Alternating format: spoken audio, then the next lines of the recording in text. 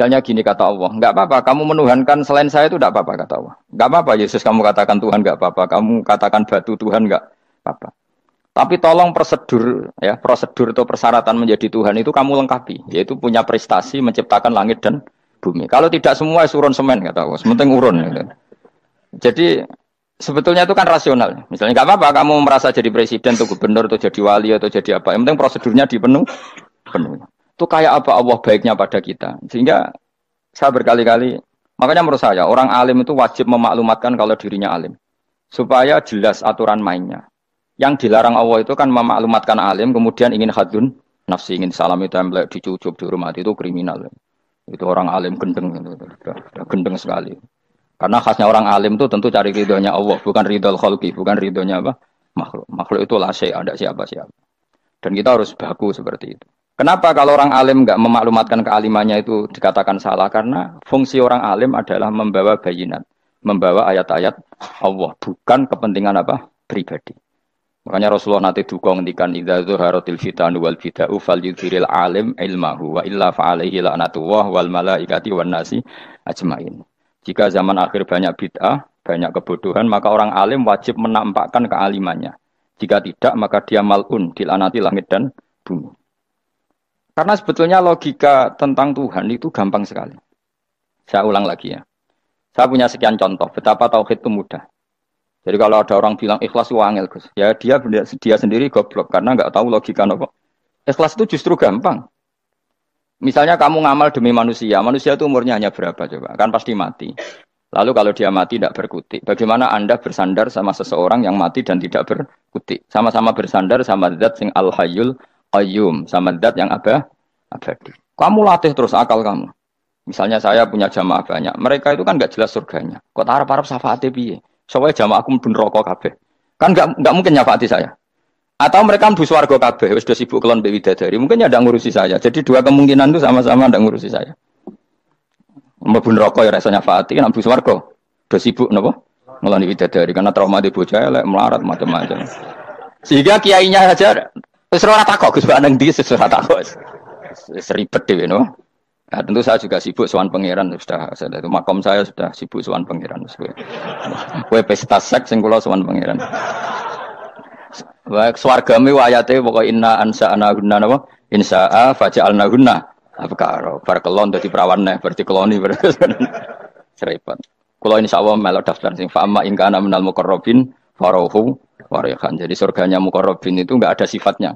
Di situ enggak dibagas bidadari makan-makan enggak, tapi farohu warihan. Satu surga yang sifatnya rohani. Karena enggak bisa disifati.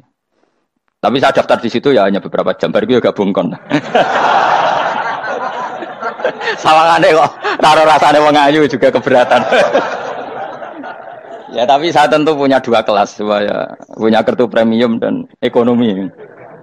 Saya enggak tertarik lah daftar yang premium dok nanti repot apa. Saya itu sering nangis kalau baca ayat seperti ini. Bagaimana Allah yang Tuhan kemudian enggak butuh apa-apa, tapi Allah saking baiknya itu membuat tatanan logika kita. Saya tidak akan bosan-bosan sampai sowan Allah. Bahkan andaikan saya masuk surga dengan faham ini, saya milih faham ini. Karena faham ini itu menguntungkan agama. Li'ilai kalimatillah. Sementara masuk surga itu hadun nafsi. Banyak ulama yang mengatakan, kenapa Anda tidak ingin mati? Padahal Anda mati masuk surga. Katanya, saya takut kehilangan momen sujud. Karena sujud adalah hak Allah. Sementara surga itu hakun nafsi. Keinginan saya. Tentu saya mendahulukan hak Allah ala hakin nafsi. Itu makam-makam yang... Dan itu nggak bisa kamu copy paste. Orang yang pada kelasnya akan merasakan seperti itu. Dan kamu tidak perlu minat, malah paham. Jadi sudah, dengar saja. Apa? Dengar saja. Nah, begini misalnya. Saya berkali-kali bilang. Kenapa ulama dulu, saya ini kan di Sarang juga ngajar tauhid. Dulu saya ngajar kubrul yakiniyat. Di beberapa madrasah, termasuk di Sidogiri saya juga ngajar tauhid. Di sini saya ngajar tafsir, tapi yang saya titikkan juga tauhid. Begini, saya hidup di dunia ini, terutama saya memang ingin menerangkan tauhid. Sebagaimana Allah menerangkan. Begini ya. Jubair bin Mut'im, saya tidak bosan-bosan cerita ini. Jubair bin Mut'im itu termasuk dahiyatul Arab. Cerdas-cerdasnya orang Arab. Dia ditunjuk sebagai negosiator untuk membebaskan Asra Badrin, tawanan perang Badar yang kalah dan ditawan Rasulullah dan para sahabat. Kemudian harus ditebus dengan uang. Oke, disepakati. Terus singkat cerita Jubair bin Mut'im itu datang ke Madinah. Dulu karena tidak ada hotel, tidak ada penginapan, ya memang nginapnya orang musyrik itu di masjid. Ya sehingga itu lazim saja. Kamu tidak usah jadi liberal kemudian bilang musyrik boleh di masjid, ya tidak perlu seperti itu. Kamu juga gak perlu goblok mengatakan nggak ada ceritanya orang musyrik ngidam di masjid karena ya ada tarehnya seperti itu. Jadi tidak perlu goblok ya gak perlu liberal. Paham ya? Kalau kamu bilang wah, nangono wong musyrik oleh nginep di masjid, kamu liberal. Padahal konteksnya dulu mah nggak ada hotel. Tapi kalau bilang nggak sama sekali juga goblok karena sejarahnya pernah ada. Milih nanti goblok apa liberal? Apa milih jelas? Nggak milih aja, ngaco aja. 01 apa 02 apa 00. Milih mana? Goblok, liberal, nggak milih. Nah, ketika Jubair bin Mut'im itu datang, delalah Nabi itu sholat maghrib ngimami. Nabi baca surat Wattur wa kitabim mastur fi rakim mansur wal baitil ma'mur. Kemudian di pertengahan surat At-Tur itu kan ada ayat yang menurut saya itu sangat bagus. Sehingga di kamar saya, di rumah saya itu tak figur ayat itu. Bahwa kita harus dilatih berpikir. Kata Allah memulai argumentasinya. Am khuliqu min ghairi syai'in. Apakah kejadian alam raya ini seisinya tentu diciptakan tanpa sebab? Misalnya begini, alam raya ini kata orang nihilisme atau komunis atau orang-orang paham nihilisme. Itu kan dimulai dari ketiadaan. Logika ini kan goblok sekali. Berarti kalau alam ini kadung wujud, kamu kan tahu kan langit bumi sekarang kan wujud. Ya, langit bumi sekarang kan jelas wujud. Berarti logikanya adalah al-adamu yakhluqu makhlukon, sesuatu yang enggak ada menciptakan sesuatu yang itu kan aneh. Di mana-mana al-adam ketiadaan itu tidak mungkin yakhluqu syai'an atau yu'athiru syai'an. Di mana-mana ketiadaan itu tidak mungkin mengefeki sesuatu yang ada. Wong kamu sebut tidak ada itu berarti tidak mungkin bisa berbuat apa kan namanya tidak ada. Sekarang alam raya ini dimulai dari ketiadaan. Terus kamu simpulkan sesuatu yang enggak ada menciptakan yang ada itu gendeng apa enggak? Oh, gendeng sarap itu. Orang usah dipatahin wong gendeng, sebarno yang mau mati dewi. Jadi makanya Quran menanyakan mereka, am khuliqu min ghairi syai'in. Apa alam yang kadung wujud ini kemudian disebabkan oleh sesuatu yang tidak ada? Lalu kalau sesuatu yang ada pasti diwujudkan oleh yang ada. Nah, karena yang ada ini pencipta harus berstatus super. Nah, super ini oleh ulama disebut wajibil wujud. Maka Allah bersifat super, wujud yang paling prima, yang kausa prima. Karena pencipta tentu kelasnya harus di atas yang diciptakan. Makanya disebut ulama dulu menyebut Allah itu apa? Wajibil wujud. Karena pencipta tentu lebih dahulu, maka harus disifati awal atau qadim, apa? Awal atau qadim. Kayak apa Allah mendidik kita? Am khuliqu min ghairi syai'in. Terus Allah bilang gini, ya enggak apa-apa, yang menciptakan enggak saya, enggak apa-apa kata Allah. Tapi amhumul khaliqun, kamu saja yang menciptakan, enggak apa-apa. Tapi syaratnya kalian juga harus merasa pernah ikut menciptakan langit bumi. Am khalaqus samawati wal ardh. Jadi, enggak apa-apa kamu merasa Tuhan, enggak apa-apa. Yang penting kamu merasa ikut nembok langit, ikut ngecor apa? Langit. Jadi pokoknya ikut bikin. Terus kata Allah bala yukinun, kamu tak suruh merasa menciptakan langit bumi, kamu juga enggak merasa iya, memang ya mereka merasa enggak kan? Akhirnya Jubair bin Mut'im saking enggak kuatnya. Am khalaqus samawati wal ardh bala yukinun am indahum khuzun. Sama Allah dibombardir seperti itu. Dia datangi Rasulullah, ya Muhammad, logika itu tidak meninggalkan akal saya. Matarok tali akli nasihan. Akal saya habis Muhammad. Saya iman saja. Saya tidak cukup punya logika untuk melawan argumentasi ayat yang kamu baca. Saya iman saja. Terus iman. Makanya kalau ada logika nihilisme bahwa sebelum alam ini adalah ketiadaan, lalu pertanyaannya bagaimana mungkin ketiadaan menciptakan yang ada? Di mana-mana ketiadaan itu la yu'atsiru syai'an wa la yakhluqu syai'an. Jenenge wae tiada. Tiada itu ya enggak ada fungsinya, ya enggak ada efeknya, enggak ada prestasinya. Ya pokoknya namanya enggak ada ya enggak ada. Nah, ini penting saya utarakan. Terus di sini Allah mengulang lagi, enggak apa-apa yang lainnya kamu katakan Tuhan jadi mitra saya enggak apa-apa. Tapi tolong kata Allah, aruni madza khalaqu minal ardi, tunjukkan ke kami prestasi dia ikut bikin bumi. Kita tahu misalnya Yesus, Isa lahir di bumi. Bumi sama Yesus dulu mana? Dulu bumi, dia lahirnya di bumi. Lalu dia melata di bumi, jalan-jalan. Kemudian dia mengatakan ini bumi Tuhannya saya. Jadi bumi kok enak, dhisik aku sih. Tua aku sih, bodoh-bodoh pangeran aku dong. Lebih apa? Tua. Jadi Allah itu gampang sekali. Nah sekarang orang iman itu kuat semua. Makanya ndak wali-wali. Imane mbek Allah taklid, njaluke aneh-aneh, njuk bojo ayu, sugih, jabatan. Bela Allah secara hujah aja enggak pernah, sudah minta. Makanya kita ini hidup di zaman yang saraf masal. Lho kula njaluk pangeran akeh-akeh kuwi isin. Coba kamu bela Tuhan tuh pernah bela apa? Bela Tuhan tuh gampang dengan argumentasi al-hujjah yang supaya agama ini tamkin fil ard, benar-benar mapan dalam logika.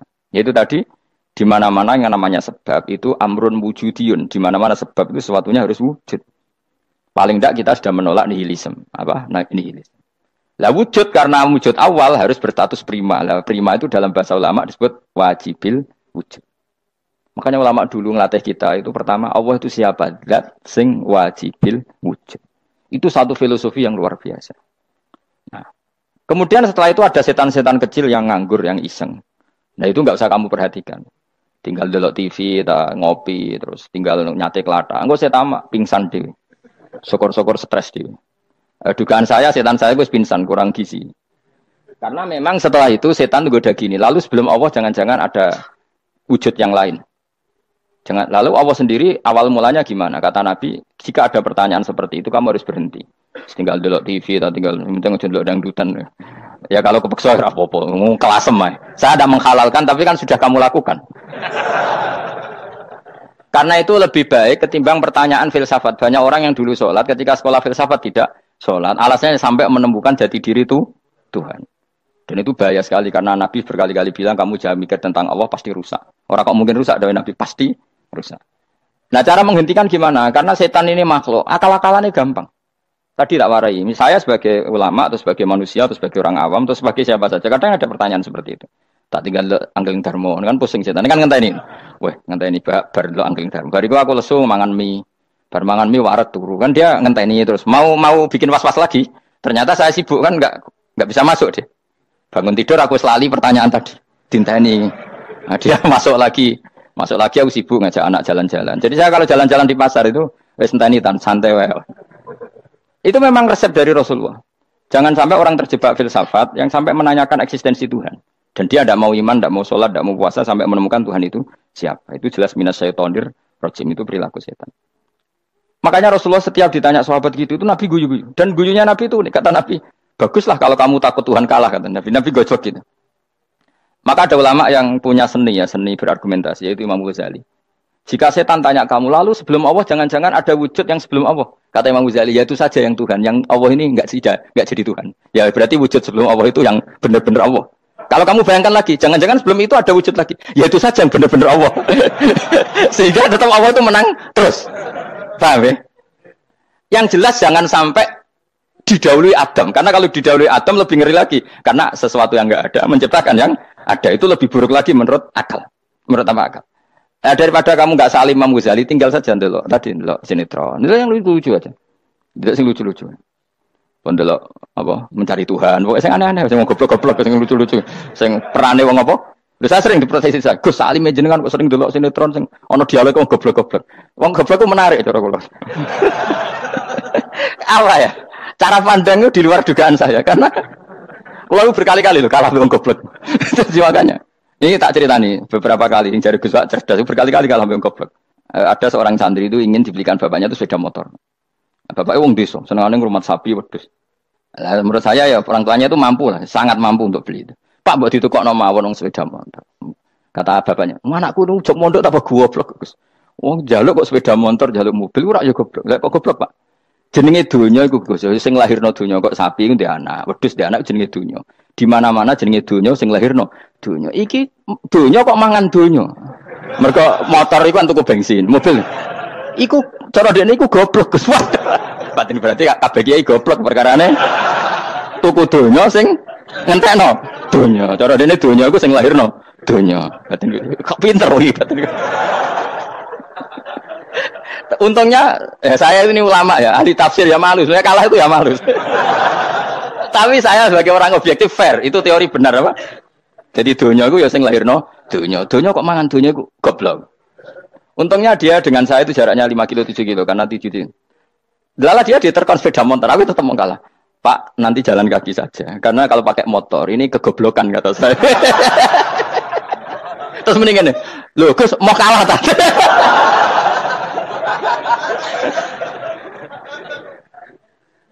Wah kacau. Singkat cerita dia bersikeras, nggak mau beliin sepeda motor anaknya karena di mana-mana dunia gue sing lahir no dunia, nggak boleh dunia kok mangan. Ini satu kegoblokan yang agak ilmiah tadi.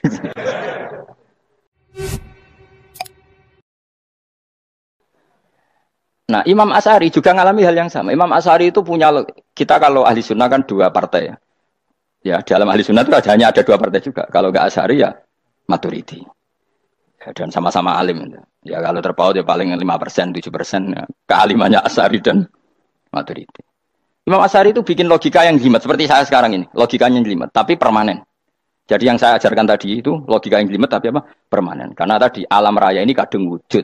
Kalau kadung wujud pasti pewujudnya yang menciptakan wujud pasti adalah kewujudan. Karena al-adam la yu'athiru syai'an. Di mana-mana kenihilan tidak yu'athiru syai'an. Ya sepakat ya, gampang kan? Tentu wujud ini prima disebut wajibil wujud.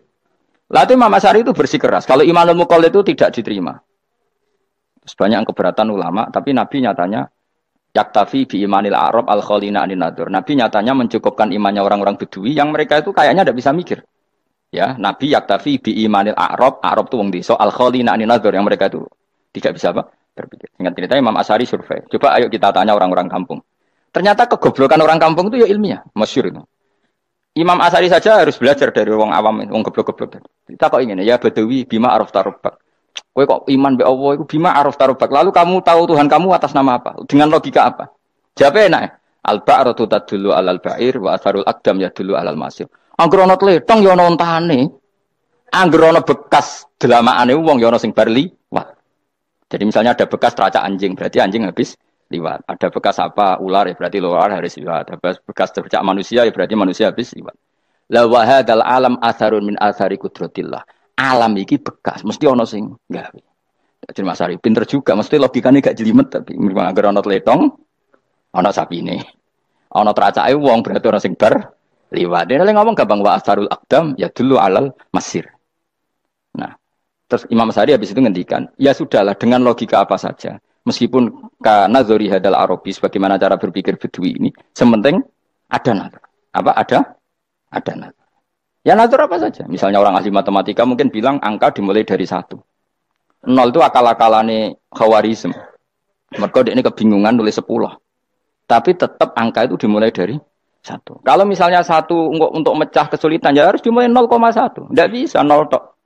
Jadi 0 dulu itu untuk mematahkan kalau jumlah itu tidak sampai 1. Tapi faktanya jumlah itu kan pasti 1 karena dimulai dari wajibil wujud. Khawarizm itu ya pintar matematika. Saya juga punya ilmu hisabnya Khawarizm. Itu kan dia karena kebingungan angka pecah. Misalnya 1 tidak sampai 2. Mau tidak mau harus ditulis 1,5 misalnya. Paham ya? Lalu kalau sebelum 1 tetap dia harus 0,5. Lalu hakikat 0,5 itu kan bagian dari wujud apa bagian dari Adam? Tetap bagian dari wujud. Jadi 0,5 itu kan khayal kuliah. Tak warai ya. Mungkin saya ada ahli matematika ala wong kampus, tapi saya tahu Kang, ala Islam itu lebih gampang. Misalnya gini. Sesuatu itu kadung kamu putuskan itu satuannya 1. Tentu ketika separuh kamu katakan baru separuh. Tapi sebetulnya ketika satuan itu kamu katakan 10, yang separuh itu sudah 5. Itu kan terserah sing bagi, napa? Terserah sing bagi. Ya iya dong, misalnya 1 juta, 5-nya artinya apa coba? 500 ribu kan. Sekarang kalau 100 ribu, 5-nya jadi berapa? 50. Kalau 1,5 jadi. Nah itu kan terserah satuannya apa? Tapi tetap dari 0,5 itu tetap menunjuk sesuatu yang wujud. Yaitu 5-nya sebetulnya apa? 5 yang separuh tadi. Paham sih kalau maksud? Tetap nggak bisa sesuatu dimulai dari apa? 0. Nah, makanya kata Abdul Hamid Khan kalau dalam mendidik tauhid, itu gampang saja tadi. Alam raya ini kadung maujud. Kalau kadung maujud pasti disebabkan oleh sesuatu yang wujud. Karena wujud pencipta harus berstatus prima. Lah prima ini atau premium ini kita sifati wajibil wujud. Atau kamu katakan apalah kausa prima atau musabbibul asbab. Nah kelirunya kita dalam berislam itu, kritiknya para ulama, kita ini nyebut Allah dulu baru menceritakan status Allah. Kalau zaman Nabi itu dibalik. Status wajibil wujud itu kita terangkan dulu, baru yang oleh Islam itu namanya Allah. Paham ya? Kan beda, misalnya gini logikanya gini, kamu ketemu orang ateis. Saya ulang lagi, kamu ketemu orang ateis, terus kamu ditanya, lalu alam ini yang menciptakan siapa? Allah Jalla Jalaluh. Mesti kan tanya, man huwa Allah itu siapa? Kalau dulu Islam mengajarkan enggak gitu. Surat pertama turun apa coba? Iqra. Iqra itu enggak nyebut kata Allah. Iqra bismi rabbika. Rabbika itu siapa? Alladzi khalaq. Sebutlah nama Tuhan. Yang berhak menyandang Tuhan adalah zat yang pencipta. Itu tidak ada kata Allah. Di surat Mudatsir, surat kedua, ya ayyuhal mudatsir kum fa'anzir wa rabbaka fakabbir. Bukan Allah fakabbir, wa rabbaka fakabbir. Sehingga cara berpikir gini dibalik. Sebutlah Tuhan kamu. Tuhan itu siapa? Yang berstatus Tuhan adalah zat yang berstatus pencipta. Nah, lalu pencipta ini oleh Islam dinamai Allah. Kalau orang ateis kamu langsung bilang Allah, man huwa Allah. Berarti pertanyaannya Allah itu siapa? Lalu kamu jelaskan Allah adalah pencipta. Allah adalah wajibil wujud. Tentu lebih gampang kamu terangkan. Makanya Al-Qur'an nerangkan amkhuliqu min ghairi syai'in. Manane saya di sini manane ya Allah. Apa? Allah. Apakah mereka diciptakan tanpa pencipta? Tentu setelah Islam tahu itu namanya siapa? Allah. Paham ya? Kalau balen malih. Jadi sebetulnya Quran itu ngajari kita itu ilmu mantek yang luar biasa. Misalnya ya Yuhanna su'budu siapa? Rabbakumul ladzi khalaqakum walladzina min qablikum.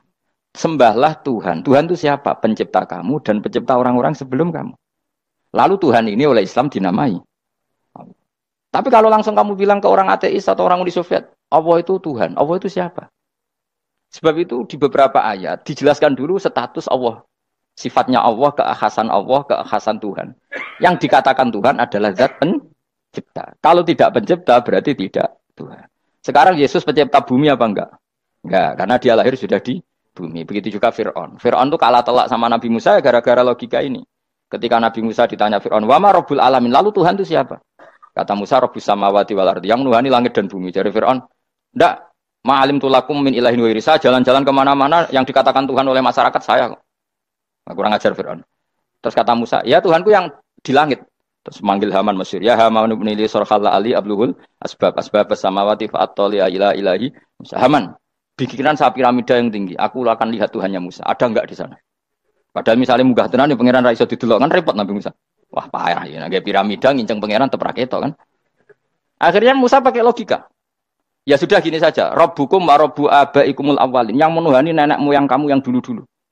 Mau itu langsung fabuhita Fir'aun. Fir'aun tuh kaget sekaget-kagetnya. Dan para penggawa Fir'aun sadar.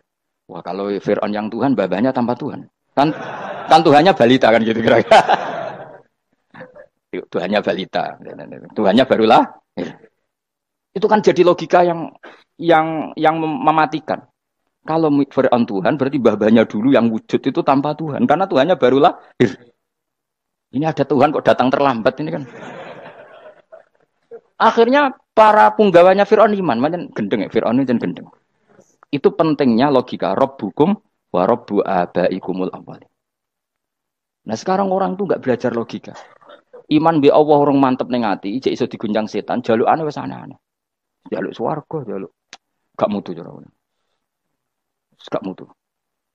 Makanya banyak wali kalau ditanya, kamu masuk surga sama sholat milih mana? Milih sholat. Kenapa milih sholat? Di surga itu demi hadun nafsi saya, poya saya. Tapi kalau saya sholat itu untuk hakku. Saya sebagai hamba, identitas kesejatian saya adalah menghamba. Soal nanti Allah bikin bonus surga silahkan. Maka sebenarnya masuk surga itu ada urutannya. Sebagai orang alim saya urutannya adalah berkampanye sesering-seringnya membuat logika supaya orang mudah ke Allah dan Rasul. Makanya di Quran tuh gak ada orang disuruh masuk surga dulu itu ya Tuhan nafsul mutmainnah irji'i ila rabbiki. Kamu kembali ke Tuhan kamu dulu. Bahwa kamu makhluk yang butuh Tuhan. Fadkhuli fi ibadi. Kamu masuklah berstatus hamba dulu. Kesetatusan Anda sebagai hamba ini matangkan dulu. Bahwa saya ini hamba. Dibuktikan dengan suka sujud, suka ngamal, suka sedekah, suka tawadhu. Saya sebagai orang alim sebenarnya gak suka mulang. Karena takut. Nak kue pinter kok nyanyi aku, nak goblok sawangannya metodeku gagal. Kan dua-duanya ini merugikan saya sebetulnya. Saya ulang lagi ya, nak pinter kayak nyanyi aku. Kan ya mungkin juga, senajan rodok mokal mungkin. Sanggep ae rodok mungkin. Pomone nak sing ndik kan yo, biasanya hasud wong ndik. Mau itu sebenarnya rugi semua, tapi Allah yang memerintahkan hak wong alim kudu mulang. Perhitungan itu tak buang semua. Sing ape nyanyi nggih monggo, sing tetep goblok nggih. Monggo, pokoke Allah ngutus mulang ya napa? Mulang. Meskipun tadi potensinya itu dua-duanya buruk, sing alimnya ini. Kemudian nak mubalek terus didol ilmu kurang atau royalti tambah parah lagi. Nah aku nggak pakai logika kelas, pakai logika selesai semua. Ya disuruh Allah ya sudah. Saya ulang lagi ya, makanya saya minta ya surat Tur itu dibaca. Makanya baca Quran itu jangan terlalu egois, jaluk swarga. Statusnya dulu itu fadkhuli fi ibadi, kehambaan Anda posisikan yang mantap. Lagi wadkhuli jannati. Sekarang enggak dibalik orang ini masuk surga dulu. Kayak surga di kapling. Traweh arang-arang gue jaluk Lailatul Qadar. Lailatul Qadar wis kliwat. Wingi wis Dzulhijjah wingi kan Pak. Sebagian ulama berpendapat Lailatul Qadar itu fi kulli sanatin. Apa fi kulli?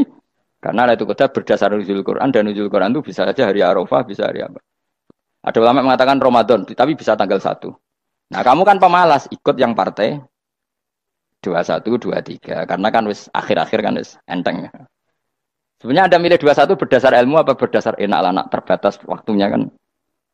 Kan lebih sempit, apa? Lebih apa? Sempit. Ya saya ulang lagi ya. Jadi Allah kalau ngajarkan hujah itu gampang sekali ya. Tadi amkhuliku min ghairi syai'in. Enggak apa-apa saya ada Tuhan kata Allah. Tapi kamu harus punya logika. Alam raya ini diciptakan tanpa pencipta. Mau enggak kamu punya logika seperti itu? Bahwa alam ini yang wujud diciptakan oleh sesuatu yang tidak wujud. Mau enggak kamu punya logika itu? Enggak mau kan? Namanya wujud tentu diciptakan super wujud. Dan super wujud itu wajibil wujud. Dan itu Tuhan kita yang oleh Islam dinamai Allah. Bang, makanya nyebut Allah itu di surat-surat awal Quran enggak ada. Coba. Awal surat Quran itu surat apa coba? Iqra kan? Iqra itu ada enggak kata Allah? Enggak ada. Iqra bismi rabbika. Rabbika itu siapa? Allazi khalaq. Surat Mudatsir sama. Ya ayyuhal mudatsir qum fa'anzir wa rabbaka fakabbir. Ya sudah seperti itu. Ya Yohanes su'budu rabbakum. Rabbakum itu siapa? Allazi khalaqakum. Nah kita ini keliru metode. Pemene wong tukang wiridan Allah, Allah. Tapi ora roh Allah iku sing sapa? Ya dia Allah, Allah, Allah. Dia nyifati Allah mau sing ngekeki swarga, sing ngekeki dhuwit, sing ben ngekeki widadari. Jadi Allah disifati sesuai selera yang menguntungkan dia. Bahwa Allah ini yang ngampuni saya, kemudian saya masuk surga, kemudian ngeloni widadari. Makanya kalau dia jadi wali tak demo. Tak laporkan MK pokoknya. Suluh. Karena ini wali pecundang. Bagaimana mungkin calon wali pikirannya khadun nafsi? Kalau lama gak gitu, mendikan Allah, Allah, Allah itu zat paling penting di dunia. Maka akan saya maklumatkan di dunia bahwa orang kembali ke Allah. Caranya gimana? Akan saya kenalkan Allah lewat logika. Caranya apa? Kita sifati wajibil wujud. Kita sifati rabbukum wa rabbu abaikumul awalnya. Dengan sifat-sifat yang semuanya mengarah ke dikjayaan Allah Subhanahu wa taala. Iku jenenge kowe bener-bener ulama. Iku disebut balwa ayatum bayinatun fi suduril ladzina utul ilm. Makanya ulama itu orang yang luar biasa. Sampai disebut innama yakhshawaha min ibadil ulama.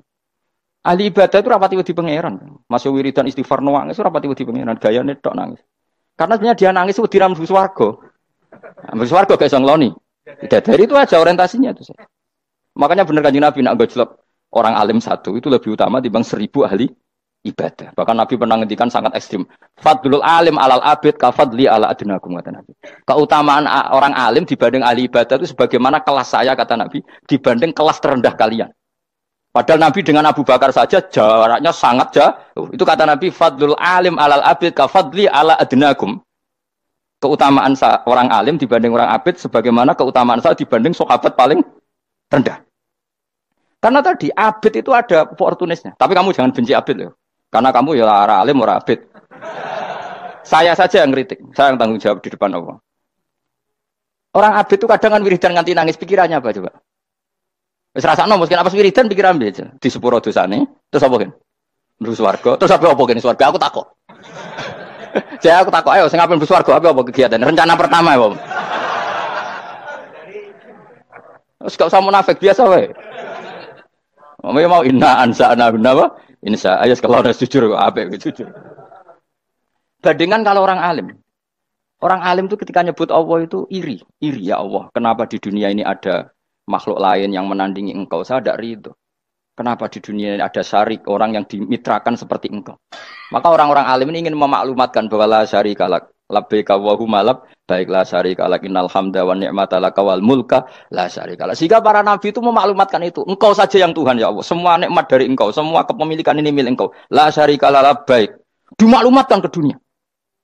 Innal hamda wa ni'mata itu dimaklumatkan. Enggak ada kepikiran mereka masuk surga. Karena mereka ingin memaklumatkan bahwa Allah ini yang Tuhan. Sama tak ceritani Nabi Ibrahim dari Khalilur Rahman. Rumang samu kagan wiridan kaya kowe ndak. Wiridannya Nabi Ibrahim sama-sama mungkin banyak sampean. Karena sampean banyak kepentingan tadi. Wali-wali dulu kalau wiridan itu tidak sebanyak sampean, enggak. Tak jamin, enggak. Pemenang mau colek yang 10.000, enggak biasa wiridannya. Tapi khosyahnya sama Allah luar biasa. Pertama Nabi Ibrahim diangkat jadi khullah. Khullah itu ya Khalilur Rahman itu. Itu dia wiridannya gini. Ya Allah, innahu la yahzununi alla ara ahadan fil ghairi ya'buduka ghairi. Alla ara ahadan fil ardi ya'buduka ghairi. Sama saya hafal tadi. Memang saya hafalkan. Ya Allah, saya ini susah sekali. Kenapa zat sepenting engkau? Kemudian yang menyembah engkau hanya saya. Ini tidak fair. Makhluk yang enggak penting saja punya umat. Makhluk-makhluk yang enggak penting aja jadi pusat perhatian. Misalnya artis atau presiden atau gubernur atau tokoh top. Semuanya jadi presiden. Padahal semuanya itu makhluk yang enggak sepenting engkau.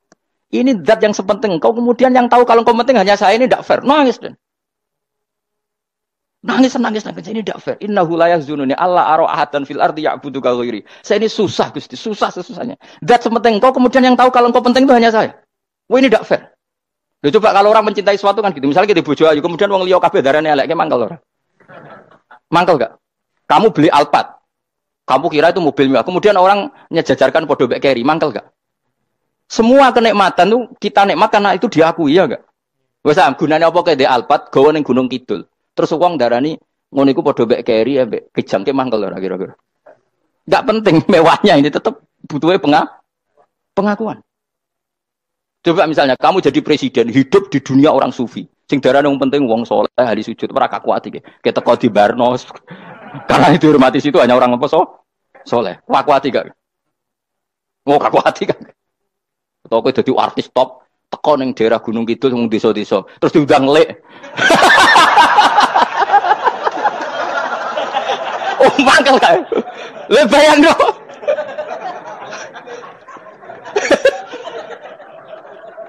Oh, kamu menteri top, menteri BUMN, barang dolan itu iso diundang le.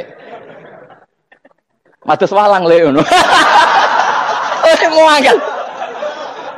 Karena orang keren itu butuh pengakuan apa? Wes misalnya di bojo ayu terus wong liya kabeh darane elek mangkel gak? Sebetulnya orang merasa nikmat itu karena pengakuan.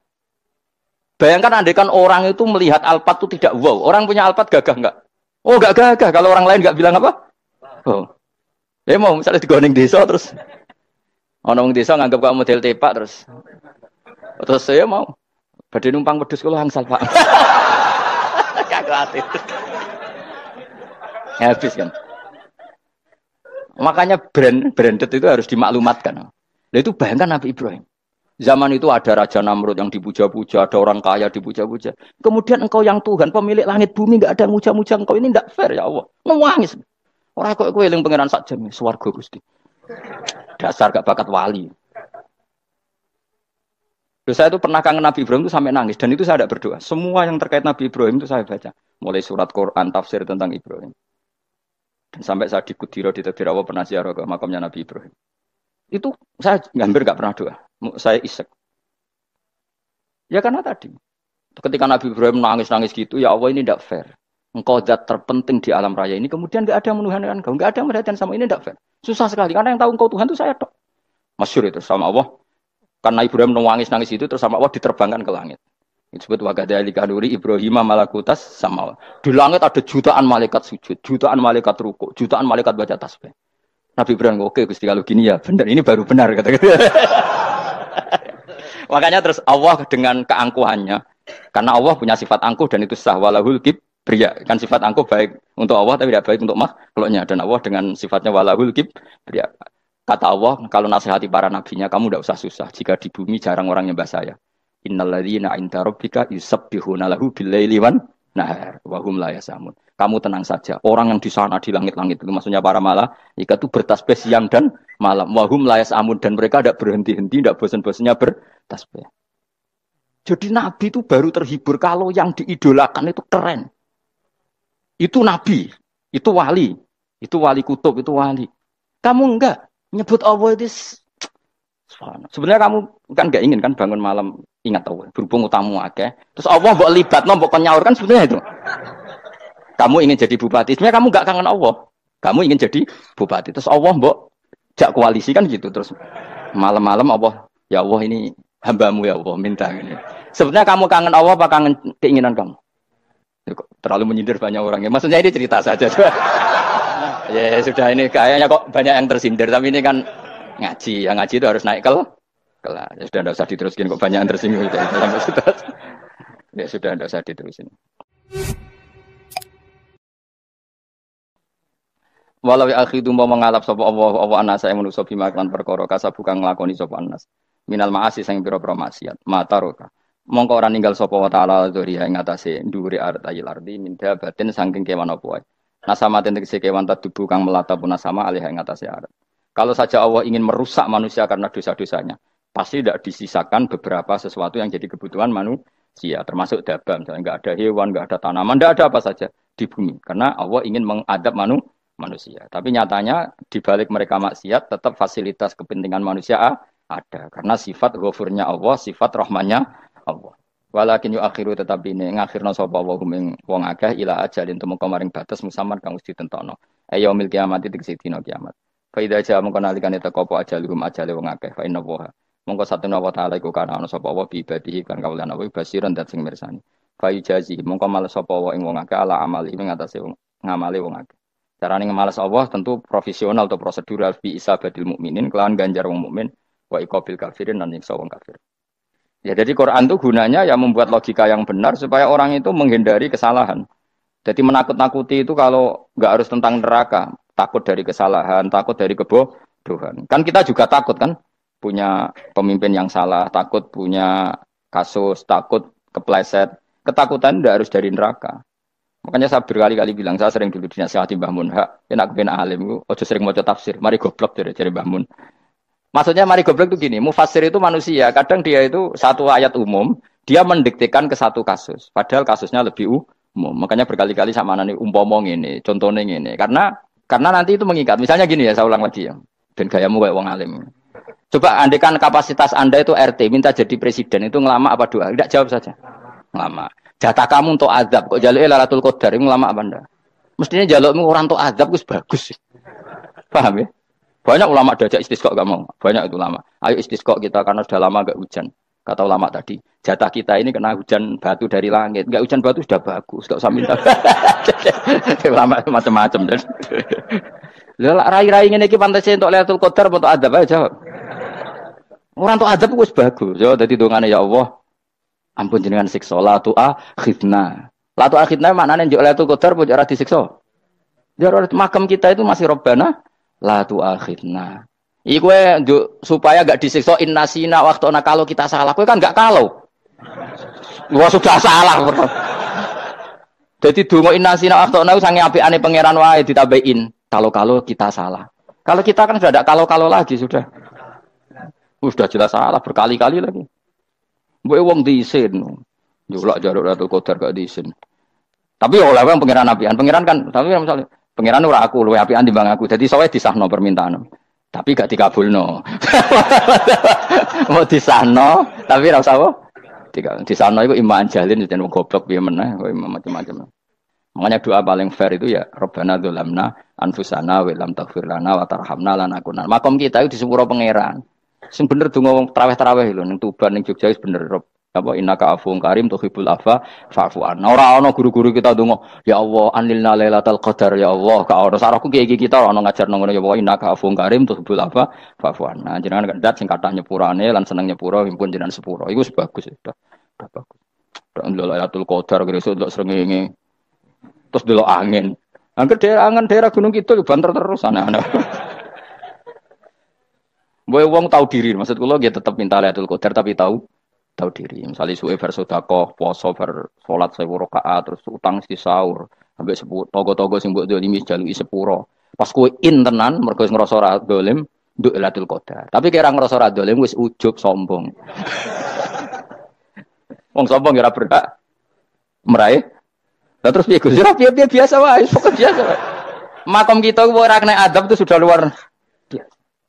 Ora penuh adab piye. Wis ngene iki wis luar biasa, napa? Luar biasa. Mbon nang ngandel kula. Mesti ngene iki keadaan seperti ini terus. Soale dongane wae Rabbana la tu'akhidna bin nasina wa akhtana. Itu jadi itu sudah luar biasa. Nah, ini kan teruskan dawuh Mbah Mun ya. Misalnya Allah bilang gini, fattaku, maka takutlah kamu. Biasanya mufasir ditambahi minan nar, maka takutlah kamu masuk. Sebetulnya yang perlu dihindari dari kita, takut itu ya, takut salah, takut bodoh, takut terdolimi, takut mendolimi orang lain, takut hidup tidak ada gunanya. Tapi mufasir tentu milih yang populer. Takutlah kamu dari api neraka. Coba misalnya gini, kita nanti masuk surga. Kemudian zaman di dunia kita tidak pernah berkampanye ya atau berkontribusi untuk agama Allah. Cara saya itu izin. Kata Imam Malik, saya masuk surga. Kemudian orang yang mencintai saya masuk surga itu saya malu. Rasulullah juga gitu. Saya sebagai pemimpin umat, saya malu masuk surga. Dan satu dari umat saya masih masuk neraka. Jadi ulama dulu tuh ketakutannya bukan sekedar masuk neraka, takut malu, takut bodoh, takut keliru, takut. Saya misalnya nanti masuk surga itu malu, dengan saya tidak pernah ngajar tafsir Jalalain. Malu saya. Karena katanya Allah, hak kenapa pun swarga? Terus dibon swarga. Tapi kalau pernah baca tafsir Jalalain kan anak keren nih. Keren artinya saya pernah mengkampanyekan Quran, pernah mengkhidmati Quran, pernah ngitmai kitab engkau ya Allah. Saya pernah ngitmai umatnya Rasulullah yaitu sampean kabeh. Pernah mulang, pernah sowan. Yo setiap bulan sowan jenengan gak sopan tapi. Mulane kira usah bales sowan rono malah ganggu aneh-aneh. Kadang santri yo pidol, wis diulang cek sowan. Orang tuh kiai kalau sudah di rumah tuh milik keluarga biar fair. Bermulang cek assalamualaikum. Terus kiai ini kagok keluargane ku kapan? Boyo mikir bocah ora karo-karuan. Jadi seneng yo di ilmu ini, seneng yo di ilmu. Saya ulang lagi ya. Nah, kata yang ditafsir itu sering tidak mengikat. Makanya kata Mbah Mun, baca tafsir itu dikurangi. Maksudnya dikurangi itu bukan apa-apa. Maksudnya tadi, kalimat yang ditafsir itu tidak mengikat. Yang mengikat itu yang kalimat di Quran. Nah, kalimat Quran itu umum, kenapa? Misalnya gini, Allah kalau gini, ikdilu, kamu harus berbuat adil. Lalu adil itu misalnya mufasir menafsiri. Adil itu menyamakan di antara dua orang konflik. Misalnya di MK 01 dan 02 dianggap sama. Itu namanya adil. Itu kan dawai mufasir. Atau misalnya gini, Allah bilang gini ke saya, hak kan ada di kiai sing adil. Terus adil ditafsiri orang, adil itu menyamakan sesama murid, haknya sama. Nah, tapi bisa saja adil itu di luar itu semua. Misalnya gini, ternyata adil menurut Allah gini, adil maknanya seimbang, apa? Adil itu maknanya apa? Seimbang. Lalu keseimbangan seorang hamba adalah dia ingat Allah lebih banyak. Karena ini bandul yang benar-benar nyata. Allah itu nikmatnya nyata.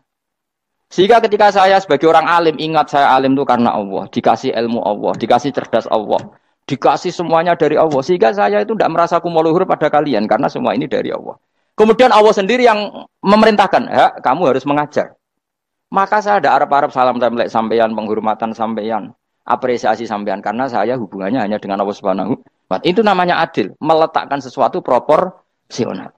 Itu juga adil namanya. Makanya seseorang itu nggak bisa dikatakan abid selagi belum tahu kalau ibadahnya minallah. Jadi misalnya ke ibadah tok. Ternyata kamu yakin itu ibadah kamu, amal kamu itu belum abid. Abid hakikat adalah alhamdulillah alladzi hadana li hada wa ma kunna linahtadiya laula anda tahu. Ketika kita sujud yakin ya Allah alhamdulillah jenengan menakdir saya sujud. Saya salat alhamdulillah engkau menakdir saya salat. Sehingga minallah dulu pikiran itu semua kebesaran kebenaran ini minallah dulu. Baru setelah minallah kita yakin billah. Setelah billah juga yakin ilallah. Misalnya gini ilallah itu. Setelah saya ngajar tafsir Jalalain, kepentingan saya satu. Hamba-hambanya Allah menjadi tambah mencintai Allah. Tidak mencintai saya, enggak penting sampean mencintai saya. Makanya Imam Syafi'i tiap ngajar bilang begini. Wadittu annal khalqa ta'allamu hadal ilma wala yahmadunani. Saya senang kalau kalian belajar fikih sama saya, tapi kamu enggak usah muji saya. Jadikan fikih ini alat taqarrub kamu kepada Allah. Itu namanya minallah wa ilallah. Itu adil. Tapi adil yang dijelaskan ulama beda-beda tadi. Ada mengatakan adil adalah proporsional antara murid, antara keluarga dan murid. Meskipun kamu senang mulang, jangan merantarkan keluarga. Itu udah adil. Itu kan versi, no? Maksudnya Mbah Mun, kamu jangan terjebak versi-versi dalam tafsir. Paham ya? Karena Allah hanya ngetikan i'dilu wa aqrabu. Paham ya? Tapi kan penjelasan adil ini orang versi. Paham ya? Ada yang nulis adil adalah meskipun mimpin masyarakat, ya ingat keluarga. Karena sing tukang wayo kan nafsirin adil adalah karena laki tidak cukup istri satu maka ayo kan yo repot nanti. Tapi kalau kadung istrinya 3 atau 4, adil adalah harinya sama meskipun janda dan perawan. Dari sing lanang gak adil adalah proporsional. Sing wis suwi dikumpuli dikurangi. Yang baru ya mungkin kabeh enggak kalau nuruti. Mungkin enggak. Ya, tapi itu kan versi, napa? Maka kata Mbak Mun itu memang saya itu merasakan, saya sebagai mufasir merasakan memang saya kan sering baca Jalalain beda dengan tafsir Munir, nanti beda dengan tafsir Qurtubi. Saya beri contoh misalnya. Dan kamu pasti salah jawab ini. Kalau kamu benar berarti ya alim tenan.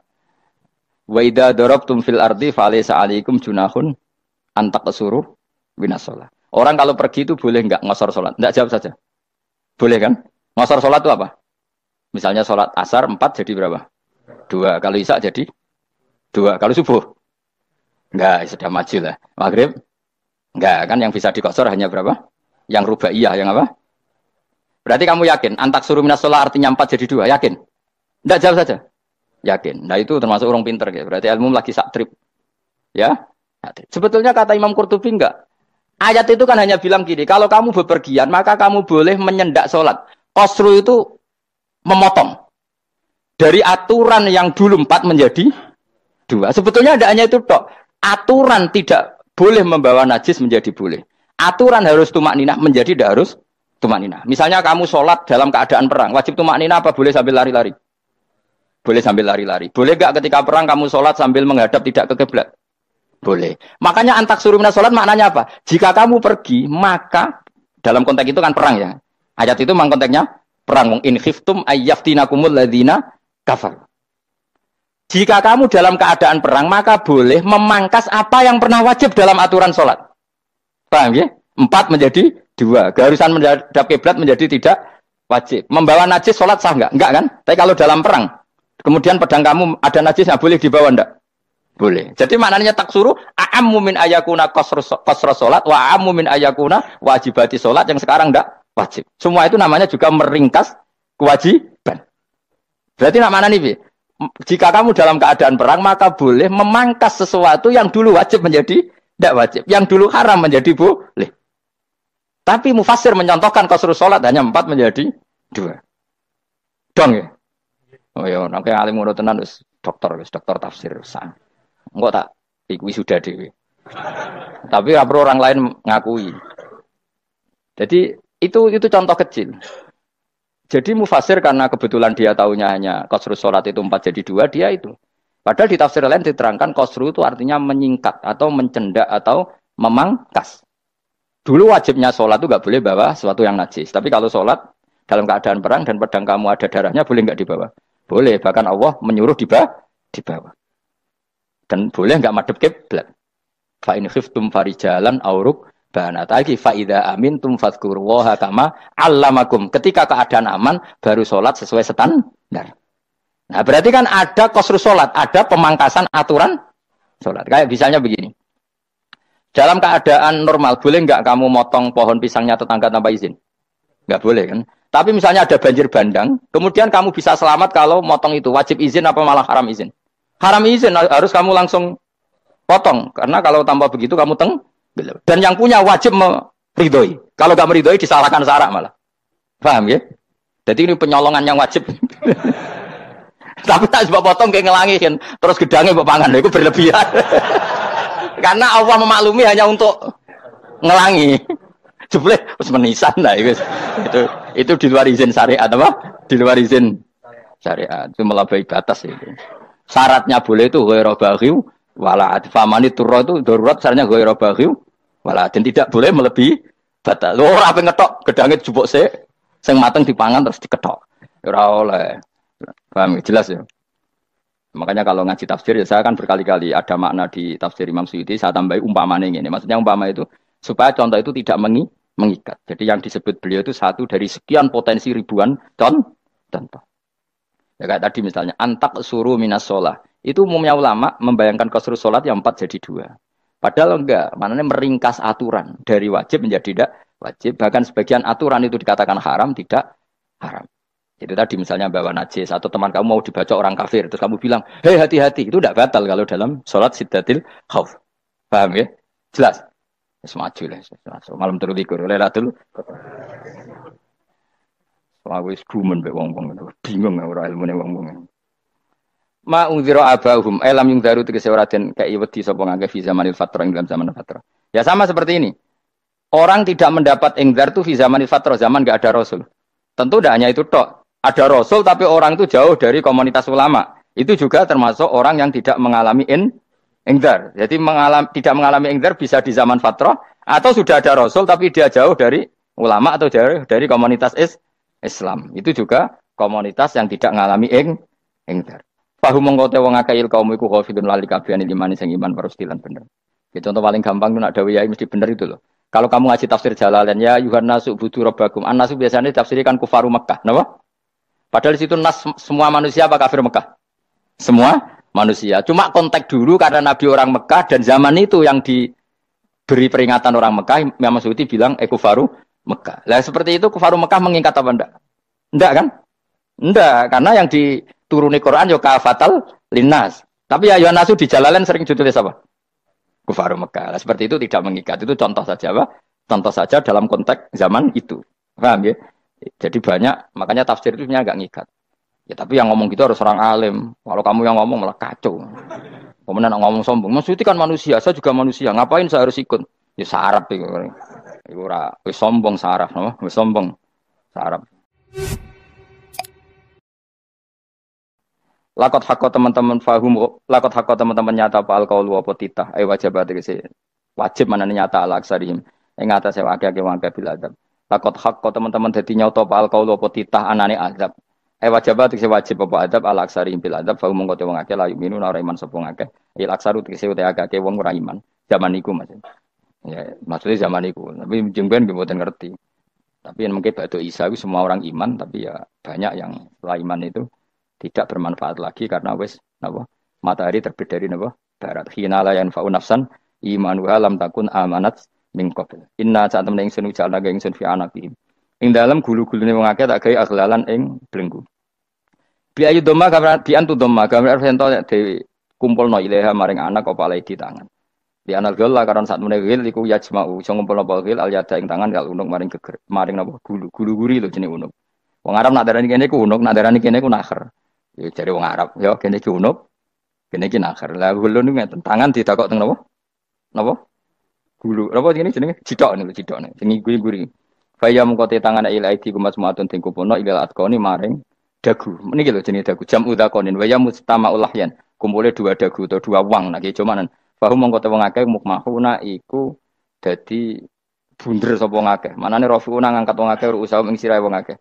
Lastatiuna ora iso mampu sapa ngake khawdaha ing ngendekno ruus. Menawa dhewe maksudi wae ta iki mutamsilun muk bayangan, muk tamsil gambaran. Mulane kula gumun mbek ulama riyen. Tak contohno ya, nek ulama dhisik ku top. Wong dhisik nak darani bun neraka digludungno. Wong kafir ku sampeyan digludungno ning neraka. Iku ya pancen ngalim tenan wong dhisik. Mergo gambarane ngene, ora usah praktekno sampeyan, praktekno saiki wae. Nak praktekno sampeyan kaya sampeyan mlebu neraka. Dadi ngeten wong nak lungguh ngene, wong Arab nak darani iki ason-ason. Terus ngeten. Ngeten. Niki jenenge apa?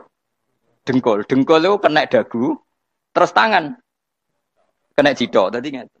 Jadi wong wis dalam keadaan bunder. Paham ya? Lah melane malaikat karek nyaduk terus gludung-gludung ngono. Paham ya? Jadi mergo yo napa? Dengkul nempel dagu, paham ya? Tangan nempel cidok, terus ditaleni. Paham ya? Terus ya karek gludung dong, melane wong kurang adane bunder apa iku? Oke bayangno saiki sampean ra usah, gak usah mlebu maksudnya, paham ya? Mulane ape mlayu ora iso, wis posisi ngono, paham ya? Sampean ra usah delok, maksudnya praktekno saiki. Orang delok lho.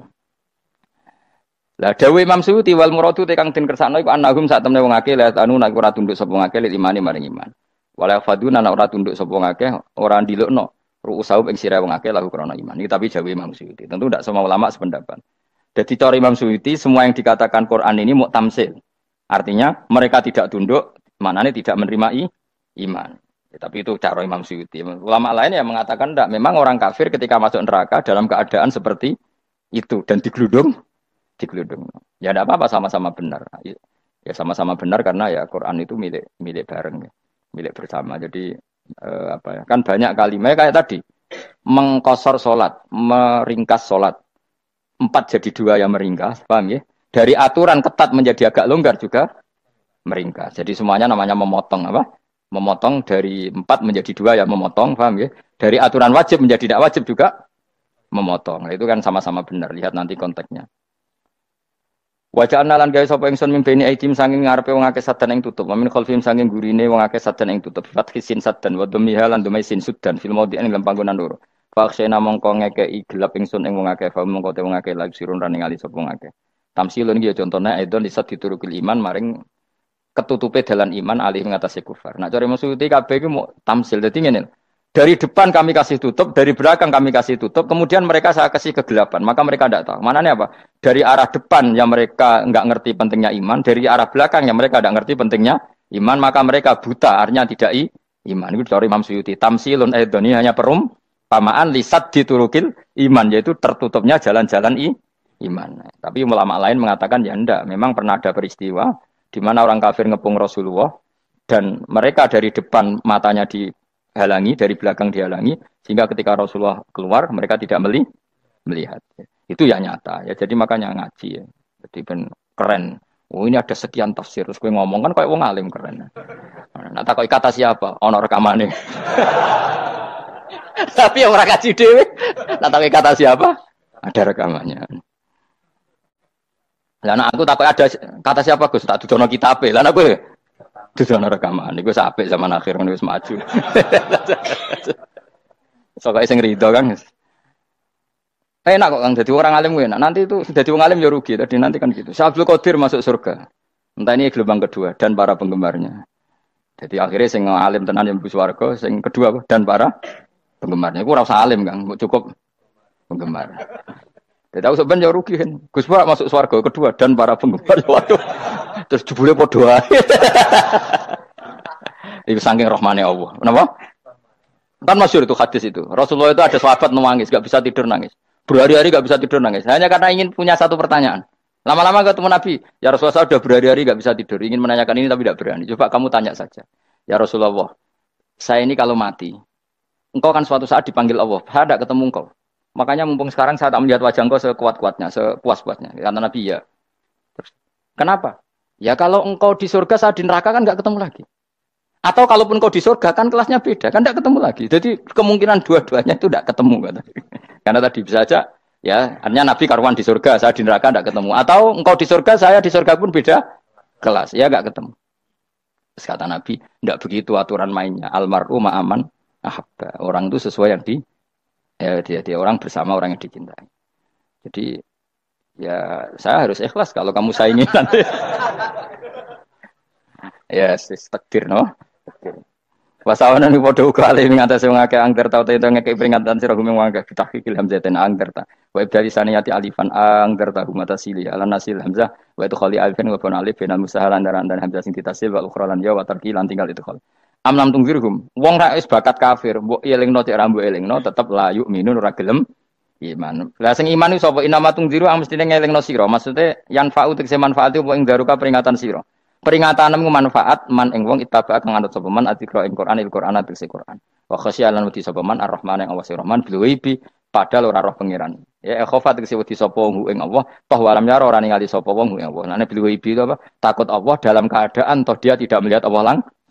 Mereka tak tafsiri bil ghaibi barang gaib. Barang gaib ning Indonesia terjemahannya hantu. Melihat alam gaib itu maknanya apa dalam bahasa Indonesia? Hantu. Mulane bil ghaibi rata terjemah apa? Ya namanya ini wakosya lan di sapa wong ar-Rahman ing Rahman bil ghaibi padahal dene ora roh langsung. Ya ora usah diterjemah ya. Terjemah dadi apa? Barang gaib malah repot. Wa basiruhu mongko ngeke berita gembira sira ing man bimaghfiratin kelawan pengempuranan wa ajrin dan ganjaran karimin kang terhormat. Orang yang seperti itu yang ngikuti Quran dan takut Allah itu layak mendapat maghfirah wa ajrin karim wa ta'ala juru karim wal jannatu swarga. Inna satamna ingsun wa nahnu ya ingsun iku nuhyi uripna ingsun al-mauta ing wong sing mati libasi krana pas. Wana tubulan nulis ingsun fil lauhil mahfuz ma ing apa wae kodamu kang nglakoni sapa ngake fi hayatihim. Di lauh mahfuz apa yang pernah kamu lakukan ditulis min khairin kaapian wasari dan kaelean li yujazau supaya diwales sapa ngake alih ing atase iki. Wa atharahum lan yo tak tulis bekas-bekas kelakuanem. Matek saya perkara ustunta kang digawe sunah apa bima badam sak usum ngake. Jadi perilaku kamu ditulis setelah kamu mati ya masih ditulis yaitu bekas-bekas sunnah kamu yang pernah kamu lakukan. Jadi misalnya kayak kok penemu judi, selama ada orang judi ya kamu dapat, paham ya? Paham ya? Loro gak ya? Makanya ulama ngendikan dulu tubalil amwat, tubaliman mata wa matat ma'ahu dunubuh. Bejo wong mati, kemudian dosa-dosanya melok mati pisan. Maknanya dia mati dalam keadaan tidak pernah melahirkan sunnah keburukan, paham ya? Tapi bejo wong sing mati, kemudian dia meninggalkan sunnah kebaikan yang diikuti terus. Kok sampean ini lo bener? Gak paham jalan lah, gue jalan nggak turun ngaji. Sehingga sebenarnya anak gak paham lah ya gue. Lo kok gue jalan cung, disek bapak gak paham lah ya gue. Itu sudah bagus. Apa? Bagus. Berarti pokoknya anut anak ya anut. Pokoknya keren, pokoknya keren sama itu keren. Jadi nanti sebenarnya anak tuku jalan, tak kok pak, kok tuku jalan? Disek bapak aku neng lemari iki ono jalan. Lah tapi disek bapak paham yo ora paham bodoh. Wes stop, stop. Jelas ya gitu. Anak tubuh mangkot damu. Wa atharoh. Makanya sisa-sisa amal kita, bekas-bekas amal kita semuanya adalah ditulis sampai Allah Subhanahu wa taala. Mulane kula kepengin jenengan nate syukuran, pisan-pisan nate syukuran. Pertama anak kita bisa sholat. Guling-gilingan banyak orang syukuran perkara ulang tahun. Kenapa pertama anak kita bisa sholat, kita tidak pernah apa? Syukuran. Padahal sholat itu yang menjadi identitas anak kita, kehambaannya ila yaumil qiyamah. Mbok ya orang itu gitu. Sehingga nanti anak kita tuh senang sekali. Itu saya itu kalau agak marah, itu anak saya yang paling kecil, baru umur 6 tahun. Itu tahu-tahu bilang, Pak saya sudah sholat. Karena dia tahu, saya itu paling terhibur kalau ada berita sudah sholat. Jadi itu penting supaya orang itu tahu orientasinya bapak itu sholat. Jadi jangan sampai terus anak kita kalau ulang tahun syukuran, tapi pas sholat kita dingin-dingin saja. Lama-lama anak kita berperasaan sholat itu tidak penting. Buktinya apresiasi bapak biasa, biasa saja. Itu contoh kecil. Sehingga nanti tertanam, anak kamu tertanam, nanti cucu kamu tertanam. Jadi itu namanya asar apa? Asar. Jadi harus seperti itu. Jadi ya itu namanya asar. Makanya Nabi Ibrahim nggak berani minta uang sama Allah. Minta rezeki nggak berani. Tapi kalau dia menyebut sholat dulu baru berani. Rabbana liyuqimus sholat faj'al afidatam minan nas tahwi ilaihim warzuqhum, kata Ibrahim, supaya mereka kuat sholat ya Allah. Enggak apa-apa kamu kasih makan, supaya kuat sholat. Karena kalau Nabi Ibrahim hanya berdoa, ya Allah kasih mereka makan. Nah, gue zino, gue demenan, gue judi. Nabi Ibrahim melok dosa. Makanya dimulai Rabbana liyuqimus sholat, supaya mereka kuat sholat ya Allah. Enggak apa-apa mereka kasih makan. Jadi supaya di sholat jadi pokok. Kenapa kita makan? Supaya kuat sholat.